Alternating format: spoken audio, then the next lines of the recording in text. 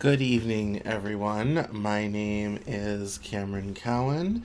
This is the Cameron Journal podcast, and we are doing a special live event this evening on Thursday, October 2nd. In just 6 days, a new anthology by Something or Other Publishing, which I have ever so carefully and lovingly shepherded through this whole process for I think at least 14 months that I can think of, possibly a little bit farther back, will finally be arriving and coming out in its full form. It is very much down to the wire. We approved the interior typesetting text last week, and we approved the back cover this morning. So we're running right down to the wire of production. But the wonderful thing is that it's everything set up. The books, the books will go out. And this evening, we have a very special thing because we're bringing to you a couple of the authors and the curator from the collection. So in a moment, I will be joined by John MacArthur, who's one of the authors in the collection. And if you give me a moment, I'll even tell you what he wrote, because I have it right here. And if I were really on top of things, I would have already had this handy. But he wrote a story called Dreamland. We're also joined by Jamey O'Donnell, who, again, if I'd done my homework, I would have this in advance, who wrote Second Chance. And we're going to talk about the collection. We're going to learn more about the authors. We're going to learn about the stories they wrote. And just be very, kind of excited and enjoy our company for a little bit as we talk about fantasy, sci-fi, why people write, how this collection came together, all this sort of thing. This is a big moment for us as a company. As many of you may know, we've recently transitioned from just being another book publisher to being a full-on media company. This is the first anthology we've produced under my leadership, and I've been here for 2.5 years. And this is our first time working with Maryann DiEdwardo, who I was so lucky to meet as one of our contest judges for our short story contest last year. And she has been with me part and parcel through this all along the way. And obviously, it's really exciting to get to meet some of the people behind the anthology. Before I go on, I want to let everybody know that if you watch this video, either you're watching it now live or you watch us later, if you're watching this later on, because it will be reposted, the anthology collection is live and available at soopllc.com. We still have our pre-order sales rate with a discount up right now, and you can order it there. And obviously, it will be everywhere books are sold next week. And due to our distribution through Ingram, you can obviously always ask for it at your local bookstore. And if you're ordering at your local bookstore, ask them to carry a couple, because this is a wonderful and amazing sort of collection. I want to say, first of all, that science fiction and fantasy are both genres that are very anthology collection driven. Many a sci-fi career has been launched because of a science fiction anthology. We're going to get into why we merged these two together, how this all came together, all this type of thing. I could talk about it a lot, but instead of just telling you the whole story myself, I'm going to get some help. So, hang on one moment while we change some things around and get the room ready, sort of thing. Here we go. So we're going to do that, and then we're going to bring in John MacArthur, who's here, and we're going to display your name so people know who you are.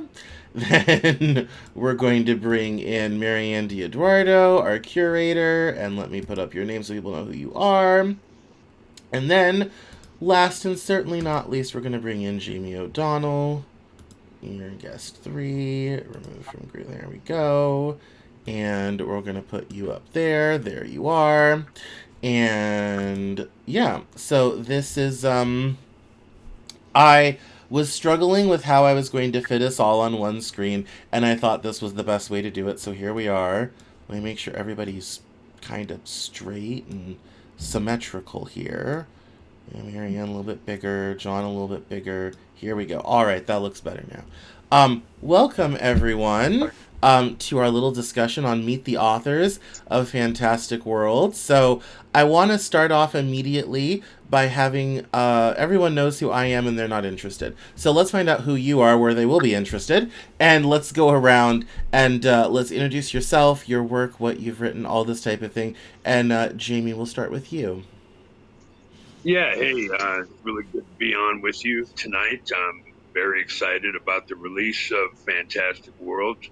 I started writing back during the pandemic, had a lot of time on my hands, and as a lot of us did, being locked down. And so I began writing my first book, which is Hunting for the Lamb of God.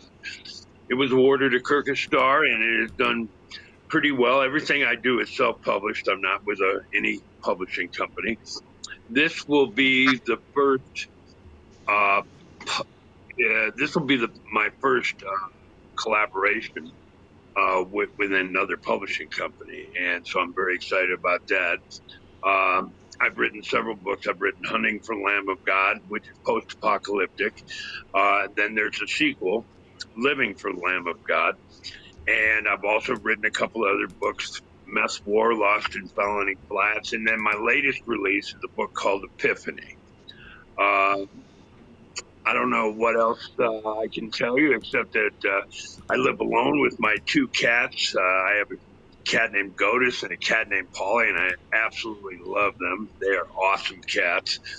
Matter of fact, they may make an appearance here on the screen because they're roaming around. They like to get up in my business when I'm doing stuff like this. That's basically it. I love to write, and my routine is usually I get up about 3-4 o'clock in the morning and have a cigarette and a cup of coffee out on my patio, even in the wintertime when it's freezing. I live here in Denver, Colorado, so you can imagine how cold it gets. But that's what I do. I'll sit down at the computer, I'll write a sentence, maybe even a paragraph, and begin writing, and I'll hopefully finish up by noon that day. My goal is to write a chapter a day, because for me it feels like a book within itself. And so my average writing time for a book that's anywhere from 275 to 320 pages is usually about 3 weeks, and that's not including editing. But So there you have it. That's me. Awesome. I grew up. I went to high school in Denver. I actually the heat went out in my car 4 cars ago. I was driving a '96 Astro van. And I did a Denver winter with no heat in the car, and I just kind of wore a heavier. I just put on a sweater and a better coat, and kind of went from there. So yeah, it is. It is quite cold. Although not as crazy as the time I was in Canada and it was -29. Negative Oh, 29 is a whole other. That's a whole other world. no, But I was raised in Chicago. I was raised in Chicago, and you try to yeah. explain to people what 50 below feels like with the wind chill coming off the lake. You have to experience it. You can't describe that to anybody. So yeah, in comparison, Denver is could be a lot worse. Indeed, indeed. John, let's bounce to you. Okay, well, I've been writing. Loved writing ever since I was a kid. As a matter of fact, when I was just maybe a teenager, I got my mom's old typewriter and would spend hours down in my room just writing stories, writing anything. Um, and I wanted to be in creative writing. I took a creative writing major at Miami of Ohio University. Unfortunately, my high school wasn't big on teaching us the basics, and so I really did not know what a verb was, which was a problem if you're going to be a writer. So I redid my whole life plan from there. But since then, I've written several things, mostly articles and publications. Um, I have a book out. It's a biography of James Garfield, basically focusing on his religious faith as president his whole life. And also I have a devotional book from the book of Daniel as well. I'm currently working on several things. I want to put together a book about all the presidents and their religious faith. It's an interesting subject for me to see how the variety we've had over the years. And then also I'm writing another biography on Edward Baker. You may not know who that was, but that's arguably Abraham Lincoln's closest friend. He named his one son after him, as a matter of fact, Edward Baker. Um, and so I'm working on that. And no biography has been written on him since about 1960. So it's about time for another one, I think. And then I'm also working on a memoir with my first wife and our 4 adopted kids. It was a long 6-year journey with a lot of things going on. Most of the things you wouldn't believe, and Hollywood would say, no, that's too fantastic. You can't have that. But it happened, and I'm trying to write that down, and other things as well that I'm writing on right now too. Excellent. The interesting thing about my short story in Fantastic Worlds, Dreamland, um, my wife at the time, she was my girlfriend. We were sitting around talking about dreams, and she said, "Wouldn't it be nice if we could program our own dreams?" And I thought, "Oh, that's a good idea," and that's the whole story that I wrote. So I give her the credit for that. At the time, she was just my girlfriend. Now she's my wife, and so we're happy, and uh, she inspired me onto that. Awesome, awesome. We'll dig into that a little bit more. Maryann, our curator and fearless leader, let tell us a little about yourself and your work, which is a lot. It's a lot. Maryann is the most employed writer in America. So let's tell us, introduce yourself to us. Well, I wanted to thank you for allowing us to come on this show. It's definitely my favorite news hour this season of discontent. And I am the author of more than 50 books and articles on the international market. In this one, Spatializing Social Justice, Bloomberg picked it up. I am really arguing that literacy is a lifelong intellectual process, gaining meaning from critical interpretation of written or printed text. But these literary critiques took years to accomplish, and I'm touching upon different kinds of writing to explore the healing process through words. So the other, I think, highlight for me is a film credit. My memoir was made into a documentary. It's about the legacy of Katharine Hepburn. Bertrand Tessier came over to Manhattan and met me there, and I did a 52-minute documentary about mythical couples in Hollywood. And I was really grateful for that. Talked to him about this fine art as a way of life, which is my paradigm. I'm just grateful to be with all of you. I also was a childhood writer. My sister says that when we wrote plays together when she was like 3, she still remembers learning to read from those plays. So I'm a playwright, poet, fiction author, nonfiction author. But this was really a great service for me, and I'm grateful that I get to work with the 3 of you. Especially, these stories mean so much to me, and they're so deeply written with so many criteria that we always need in the quality of stories. So that's me. Wonderful. I'm no, sorry. Someone I need to talk to is calling in, and I can't talk to them right now. We'll send them away for a while. Excellent. Well, that's wonderful, amazing, talented people. So I want to dive right in with learning a little bit about the stories, and I'm going to start with some of the wonderful ones of the people that are not here. There's some really great, excellent pieces in there. Maryann and I definitely, like Unfair Parents, definitely picked our favorites.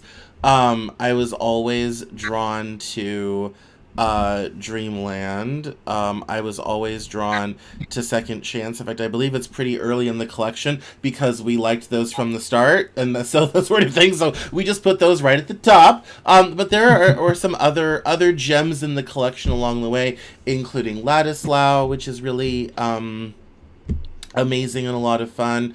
The Second Spin also stood out as well.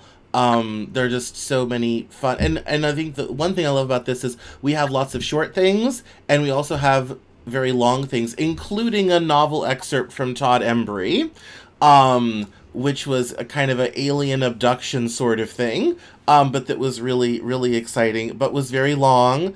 It started out at 20,000. I asked for 10. Maryann came back with 15. We published 13. So that was a journey. We had to go on a whole journey with Todd on that. And also had to kind of have a conversation about his pre-orders. If I'm going to publish 13,000 words, you better hawk some books. So that's and he did, which was really awesome. And so that was a lot really good. But I want to dive into your guys, since we have you here so conveniently. We're going to talk about your stories. So I'm going to start with you, Jamey. Why don't you tell us a little about your story in Fantastic Worlds and where you got the inspiration for it? So basically, this story attempts to answer the age-old question: is there life after death? And what happens is Dr. Phillips, who is a research scientist with Mindspeak Laboratories,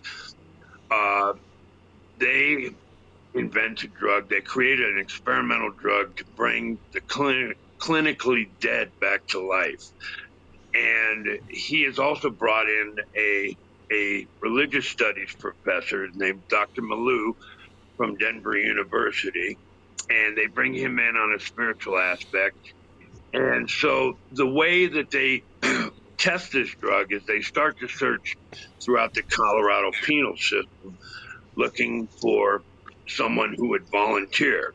Now, as far as volunteering, they would have to volunteer to be either suffocated or drowned. Other aspects, other ways of death would not be acceptable. There are parameters, obviously, to how this drug would work.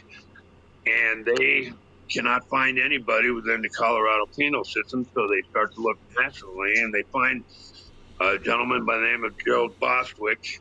He's doing 25 to life for vehicular manslaughter. He killed a family while he was drunk, cruised over into their lane, hit him head on, and he got the least of it, and he ended up going to prison. So he was in prison for a couple years already, and he was being raped continually and had a very bad time of it. So he was willing to take the chance, and there was a big reward for him if they survived. And so he's their subject. He's their test subject, and And that's basically it. If I tell you any more, I'll tell you the whole story, and I don't want to do that. No, but that's an excellent setup. Where'd you get the idea for it? Well, I get a lot of crazy ideas. The things that just kind of run through my head. Matter of fact, I'm getting ready to publish my own book of short stories. I have about 35 to 40 of them that I've written. So, and you know what gave me the inspiration to do this was SOOp, because I kept entering all those contests. I hadn't really considered myself a writer of short stories, but I kept entering all these contests, and so I would keep writing the stories, and pretty soon I had a whole bunch of them stacked up. So I figured, I've got my own book here. And so my next book I'm going to be releasing, I've even called it Campfire Stories for Adults. And it'll be a collection of my own short stories. No, I one of the more fun projects I ever had a chance to do.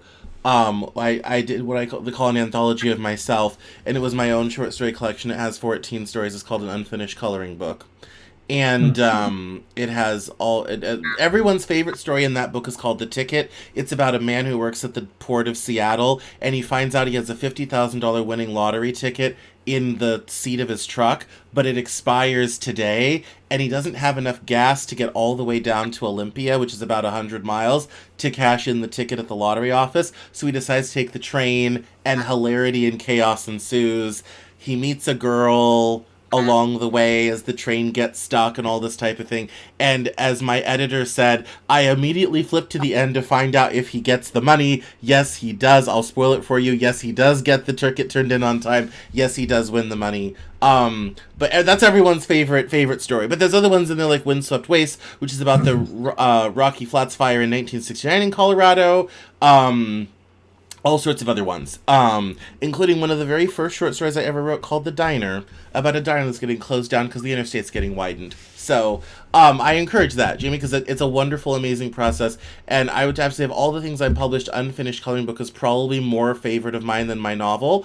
The other fun thing about that book that is very funny is I had gotten one of the stories in it, and I forget which one now because it was 5 years ago, published in March of 2020. The day that book was released was on March 13th when lockdown started. As I call it, the worst book release date in history except for 9/11 and December 7th, 1941. Of dates in the last 100 years not to release a book. December 7th, 1941, September the 11th, 2001, and March 13th, 2020 are in the top 5 days to not release something. So, needless to say, that book never got the attention I was hoping it would, but it is one of my favorites. And yes, and if anyone ever wants to read that, CameronJournal.com. But excellent. Well, John, enough about me and more about you. Tell us about your story. You told us a little bit about how it inspired you, but tell us a little about the story and what happens, and we'll go from there. Well, like Jamey, I was always more of a full-length novel and book type person, but I never thought about short stories much. But when I saw the ad for the for SOOp's short story contest, I said, why not? That's after my wife had encouraged me gave me the inspiration rather to write the story, and I had, and so I submitted it. I like research. I like really getting involved in it, and for instance, when I was a kid growing up, the book I was writing, I never did get published. It's laying somewhere. I had over 200 pages hand typed. I called it 6 Men in Memphis, 1861. It's about these guys that happened to be in Memphis, Tennessee when the Civil War broke out, and how they had different ideas and different thoughts and how they approached that. But with this short story, like I said, I've never really written a short story before, but I found I really enjoyed that because you can really tie it in tighter, and you can really get it down. There's the story itself. Dreamland is a company that produces an app called Dreamland, and with the promise that you can program your dreams. And when you get the app, you are then asked to buy a chip called Dream Maker, which you put on your forehead when you go to sleep, and you program into it first. There's a device that goes with it, and you program what you want to dream. The dream app comes with over 1,000 titles of different scenarios you can have. Even if you're over 18, even more of an adult theme thing if you really want. But there's something for everybody. But once you get to using it for a while, you find you can also program your own dreams. You can maybe start with the scenarios already set up and then kind of go off on your own tangent. And the story centers around Joseph and Catherine, a couple that get this dream thing, and they enjoy it. And they decided one day they wanted to try it so they could both have the same dream. And the first time they did it, they just did it on their own. They're going to go on a trip to Hawaii rather, and drive cross country to get there, to come from the East Coast to the West Coast and fly to Hawaii. And they laughed because their dreams were a little bit different. And what they saw in it was that basically their own fears and personalities came out. It's what they liked and what they didn't like. But big trouble was they couldn't do it together. And so Catherine was talking to her coworker Linda about that, who also had the app, and she said, well, her and her husband, what they do is you one person wears both apps, and you lay real close together, and you can kind of dream together. And so they do that with kind of mixed results. But as they go on, things keep getting worse. So some weird things start happening. Some things just kind of appear, and there's a group called Nightmare that wants to destroy this whole company of Dreamland, and so they put a virus into the chip, and so some really bad things start happening to people. People start dying, as a matter of fact, but the worse than that, well, that's bad enough, obviously in itself. But they also the economy kind of collapses in the country because everyone's using the Dreamland app, and they're not going to work. They're too tired in the morning. They're too sleepy, and they want to do that more than anything else. And so all different things in the economy begins to fall. Movies and TVs and all the media businesses kind of collapse because no one's using them anymore. They don't need to do that because they can have their own movies in their own head. And so anyway, they without giving the ending away, like Jamey, I basically Joseph and Catherine try a dream together, and some bad things start happening. And there's an abort button on there that was really a nasty thing to put on there. And when they abort it, one of them can't survive, and so they have to figure out what to do with that. And so I'll leave it at that. And the ending, the story does end in a certain way. No, no, that's very good. That's absolutely perfect. Maryann, I wanted to kind of talk with you a little bit, because you don't have a story in this collection, but I'm kind of like, what am I going to ask Maryann? But I am going to ask about the process of going through this and reading all of this and working with authors, and because you were very front line on all of that, as I was handling all the back end company production stuff.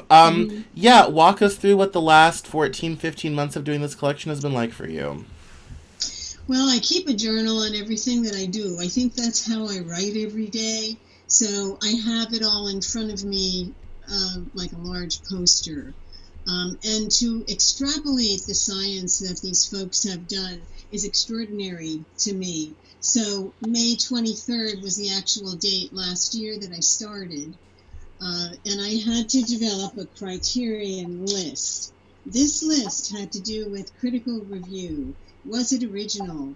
Was the structure intent upon a purpose? And I noticed that the two authors that we have present here, John with Dreamland and Jamey, Second Chance, you're very strong writers in this field. And the substance, the meaning that was there, like a sentence like when Jamey tells us that Dr. Milieu's quote, from Second Chance, from Jamey, when he says Dr. Milieu's interest was from a biblical and spiritual perspective, he wanted evidence of life after death in the spiritual sense. In other words, he wanted proof of heaven and hell. That paragraph comes 1, 2, 3, 4, 5, 6 paragraphs written in perfect short story language, but delivering to me what I'm looking for, which is something called phenomenology. And if you look at the phenomenon of the depth of Jamey's story, it's very it's signification, it's semiotics, and it has so many things that deal with the kind of theory that I write about. My newest book coming out, Phenomenology, Hermeneutics, and Metacognition, Approaches to Resistance Writing. It is being published in Britain. This is what I'm thinking about now. And when we saw the way that John, his story, Dreamland, deals with what we live with every day. Like isn't there a day when you wake up and you go, what does that dream mean? And I know so many people who keep dream journals, and I don't know about you, but I've had some dreams that are repetitive or that stay with me. Like I'm almost afraid to go to sleep because I might see that fire in my mother's old house in Hazleton, Pennsylvania, which is a coal region area, which was a very difficult place for them to grow up. So this story was not only human, but extremely beautiful. And then I made a list of all the stories that are going in the book, and I was trying to think of how many other stories I've read. And I probably read hundreds when we were looking at the short story contest, because I was judging it for a while. So I have a record I was going through that tonight before to explain what I did.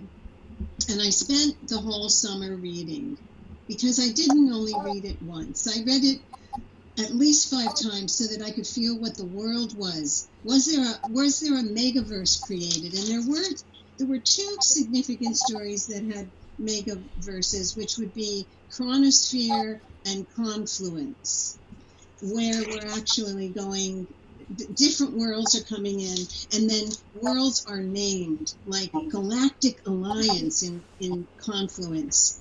And in Chronosphere, we have the time continuum and the megaverse. So one might even think those worlds would be fantastic. Yes. What a title. Thank goodness I thought of it. Like it really changed me, because I love to read, but reading something that is fresh, and then I got to talk to each author, and so many of one of the shorter stories, the author said to me, is it too short? And she said she thought it was powerful and it was just enough. And I said, I think it is. So I went a lot with what their initial gift is, which is what I always teach all my writers, that your initial gift is what you should, as you might agree with in writing, you need to focus on what you can do and believe in yourself, and I believe the quality of the stories is remarkably high. So then once we started talking, we had some meetings together like this, and we actually started it as a collection. What are we going to do with it? And being able to share it with science fiction libraries, that's what I really am working on now. Getting letters, going to visit science fiction collections, just like at the Syracuse University Library has a huge collection. So that's where I'm going with this. But I've kept journals to write how I feel on days that I'm reading or writing. Some of my journals have lists of science fiction lists, like Margaret Atwood's The Handmaid's Tale, Night of the Living Dead, other works like I Am Legend. And these are strong works where I would try to read a great book, then I would come to the stories so that I didn't lose my sensitivity or my zest. And I have a lot of conversations with my family. Today I was actually on a 5-mile hike to discuss it with my 40-year-old son, just to make sure I was working with language that would be pop culture, but is also for somebody like me, a scholar. And we talked about, he said, what is your favorite? And he thought you would like to hear this. When Star Wars came out in the 70s, no one I knew liked it. I was in theater arts. I was studying in New York City. No one in Northeast liked Star Wars. I don't know if you guys remember that, but it was not accepted at the time.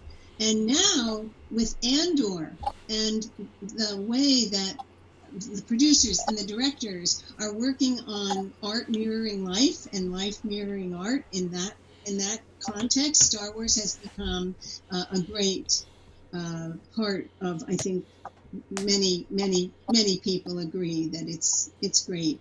And my final word is, at the very, very end, I'm thinking about you asked, what my favorite film be, and it's going to be Interstellar, because gravity transcends time. And there are complexities in our stories like that. Both of you do that. Jamey, you overlap, metaethics, which I'm also writing on, teaching peace and metaethics, and you're overlapping on ethics. And I think what John is doing is taking the internal mechanism of the human mind and questioning it. And I think it's brilliant. I think you really are. So that's who I am, and these journals will always be with me.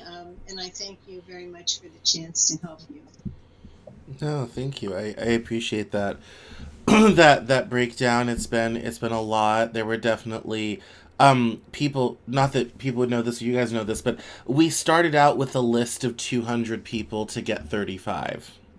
And in the SOOp model, that obviously includes bringing in your pre-orders or buying out your collection, which was, its own journey for some people, and with lots of help and marketing support, and so many emails, too many emails were sent out to existing SOOp readers to move copies for this collection. And everyone in the collection did an amazing job. We're launching this collection with almost the 500 copies to trigger the first royalty, which is amazing. And obviously, we're still at that last mad dash. And I also know that, once it comes out, there'll be some new sales from there as well. So I'm definitely excited to keep the train going on all of that. And this is part of our marketing and promotion efforts for Fantastic Worlds, and there's more happening as we get into the launch day next week. As I said in the intro, we approved the back cover this morning, so that's all off to Ingram for approval and typesetting. Also, I know that she was unable to come this evening because she's getting ready to leave for 3 weeks in Europe, but our editor, Beth Rule, edited the collection and worked with everybody on editing their story and getting it ready to go. That was a lot of fun. I don't know if Jamey or John, you had to talk with Miss Rule very much in the editorial process, but I know some writers had to do a lot of back and forth with her on that. So she was also an integral part of the team that brought all this together. So these are not easy to put together. It's not easy to write the stories. It's not easy to wait around for them to be reviewed in a contest or part of a collection. And also, I also really want to thank Maryann for sticking with us, but also thank the authors, especially Jamey and John. You guys have been so patient with us. I sent out my first email asking for interest, I think, last June. It's the October following, and this book is finally coming out. You guys have just been so nice to just ride with us and stick with me as I sometimes frantically send out updates where I'm kind of like, hey everyone, sorry I haven't caught up in a while. Here's a list of 6 things that have been going on. Talk soon, sort of thing. But just thank you guys for sticking with us through this whole project, well, and I'm really excited. You kept us in the loop the whole way. It was easy to be patient with the process because we were kept in the process along the way.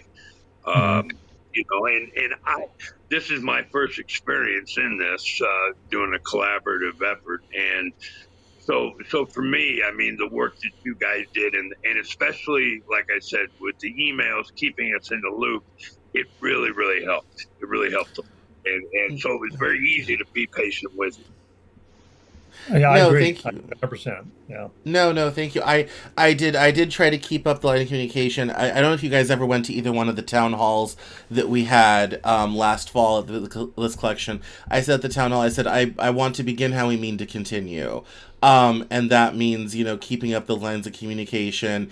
And when people would email in, I would endeavor to reply to them almost instantly, no longer than 24 hours, so people know we're still here, we're still working away. Putting a book together is not a fast process, especially when a good portion of it is waiting for people to get in their pre-orders, seeing who's going to find, of the people we want to, can we put in the collection sort of thing. That was, and then also picking a story order. There's a lot of stuff that goes on behind the scenes. The trailer that we put out, that was a whole thing that had to be made. The cover had to, the graphics were made a while ago. Marketing has been, this has been the subject of every book production meeting and most marketing meetings for all of this year. Was all kind of getting ready for this moment. And I always feel this when I see a book roll off our production dashboard. We released a book by Dr. James Augsbury called About Not Losing earlier this year, about a medical malpractice trial. And that book was 13 months with us. And I was the developmental editor for it. And I remember the first meeting that wasn't on the schedule. I heard a ping in my heart. And I got to get ready for this next week, because after the 8th, it's not going to be in book production meeting anymore. It is off to marketing, which I'll still be involved in. The first 90 days are very important. There's still lots to do in those 90 days to market the book, but we won't be talking about what typesetting we should do. Has it gone to layout? Is this that it's going to roll off the dashboard? And this has been such a big part of my life for the last 15, 16 months. It's going to be weird for it to be on sale and the subject of marketing meetings and not production meetings, and Maryann and I won't have a reason to talk anymore. It's it's going to be an interesting change. I do want to say the cover is fantastic. Thank you. Who designed the cover? That's Veronica in graphics. I didn't even really write a creative brief for this cover. I just said, here's the title. It's science fiction and fantasy. Do something with that. And she came back with, this was the first draft. And I said, yep, that's it. Like that was very easy. Like, yep, that's it. Yeah, yes. And I was really excited when we did the trailer that we played at the top of the show, people were very excited. A lot of people in the collection were very happy about that. It got shared a lot. I shared it a lot. Maryann shared it a lot. Other people in our ecosystem shared it. I remember the first time I played it for some buddies of mine, they're like, yeah, that's better than anything at EDC, this big gaming convention. This is better than a video game trailer, sort of thing. So, it was, Veronica did a great job. The cover is going to jump. I can see this on a bookshelf. It's going to just grab somebody's attention immediately. Yes. And no, that's the hope. And I think the other thing I like about it is there's a lot of colors, and that you haven't seen this yet, but I was looking at the template this morning. That foresty scene wraps around the spine and onto the back cover where your guys' names are, says authors at the top, everybody's there, there's a little blurb at the top and everything. And so, I think it will stand out on a bookshelf. I love, if you're scrolling on Amazon, you're going to stop at this one. Like you're going to, stop on by. So we did an excellent job on that as well. And it's just, this has just been a huge part of the life of and so many conversations and many emails, and it'll be a little weird to not have it in 6 weeks as a part of that aspect of the life, but it'll also, that will be replaced by the fact that it will be out into the world. Books will be ordered, pre-orders will go out, people will write reviews, and hopefully the collection will go even, farther, bigger, grander than we ever hoped. So, we're at about 7:45, and I aimed for this to be about an hour. Thank you, everyone who stopped by the live. We had a group of about 8 watching us. It's been up to a dozen, down to 8. People come and go. But I want to thank everyone for watching. But I want to start kind of doing final thoughts so we can be out of here by 8 o'clock because, people get antsy. We live in a short attention span society. So let's do a round of final thoughts on you, yourself, your writing, the collection, what this whole process has meant, and then I'll kind of wrap us up with some final housekeeping, and we'll get you on your way. Mm-hmm. Well, I guess I'll go ahead and begin. Please do. What I want to be sure to get out there is my website. I encourage people to go to my website. My website is www.jameyo'donnell.com. That's JameyO'Donnell.com. No apostrophe. Go to my website. You'll be able to see interviews I've done. You'll be able to read a plethora of reviews on all my books. You'll be able to read my story. I've got a pretty interesting story, my life, and so check that out. I just want to thank everyone involved. Maryann, thank you. Cameron, thank you. John, great to meet you. You too, someday we'll throw back a shot together. Who knows? Sounds good. Sounds good. That would be awesome. Just very, very glad and proud to be part of this, and I just wish everybody involved future success. Thank you. John, final thoughts? Yeah, I really appreciate the opportunity to do this. My day job is a pastor, and I've been there for 48 years. I write my sermons out manuscript style, and I figured it out a couple weeks ago that if you put all my sermons together, that equals roughly the average about 93 books. And now I'm finally getting one published. So, I mean, this is not a sermon, obviously, but it's nice to have that. My other books are self-published as well.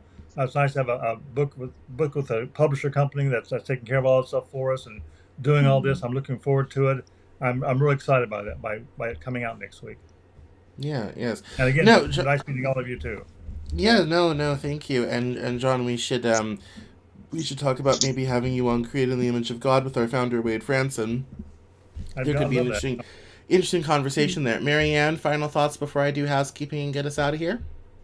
Sure. I just have a whole lot of research that I'm going to be doing on topics searching for post-humanity and pandemic elements in my own writing, and how to understand biological warfare, genetic modifications, cyborgs.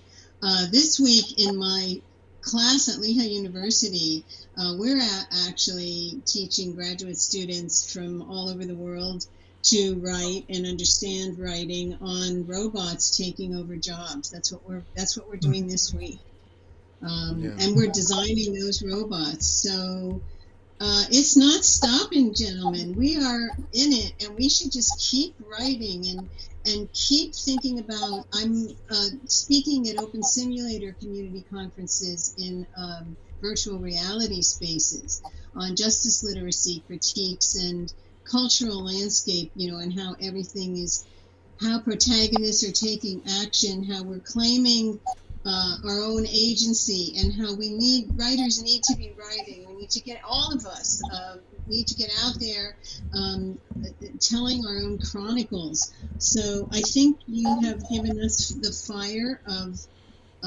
it's actually a myth. It's a mystic development, and I was thinking about this is in meta-ethics terms, that in all stories we start with Aristotle, and Aristotle says art is imitation. So what's old becomes new again. The timeless themes that make perennial sellers are still in use today.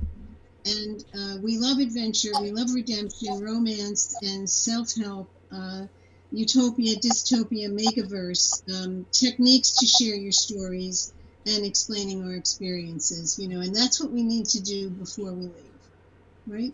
Absolutely. All right. Well, that's very exciting. Maryann's doing a conference in March. I'm very excited to be speaking at that. That's going to be interesting. which it seems like a long way away. It's 6 months, so we're gonna have to talk more, Marianne, about what exactly I'm gonna be speaking on. But it'll be good. But I want to thank everyone for coming by this evening to our little Meet the Authors segment here on the Cameron Journal. If you are interested in getting your own copy of Fantastic Worlds, it's so easy. You're gonna head over here to SOOpLC.com. And from the front page, you'll come right here and you'll be able to buy on the pre-order offer, which is still available until the book comes out. I also want to let everyone know that you can follow SOOp on all your favorite social media, which are conveniently linked at the top. And if you want to hear more from me and my work, you can visit me at CameronJournal.com. Where I do have fiction, including my slightly neglected serial, The Department Store. There's one of the stories from my short story collection, Windswept Waste, that is publicly available if you really want to read about 1960s nuclear manufacturing and what can go wrong. And we just want to thank everybody for coming by this evening. Please make sure to like and subscribe, follow these guys, keep an eye out for the collection. Ask for it at your local bookshop.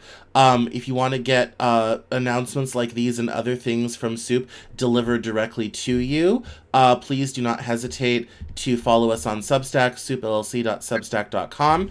And I also especially want to plug a new project we have. We'll have a picture of Paris for a moment.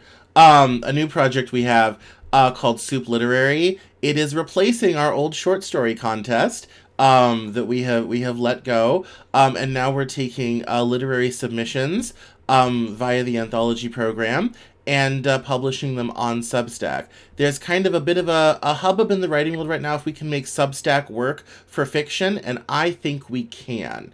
So I launched SOOp Literary a couple weeks ago. We haven't talked about it a ton, but this is an opportunity for me to remind everyone that we now have our own in-house literary journal, and we are taking submissions through the anthology program. So you can also head over to our website and check that out. That will be very exciting as we move forward. Our first story we published was really awesome. It was from a guy, D. Dean.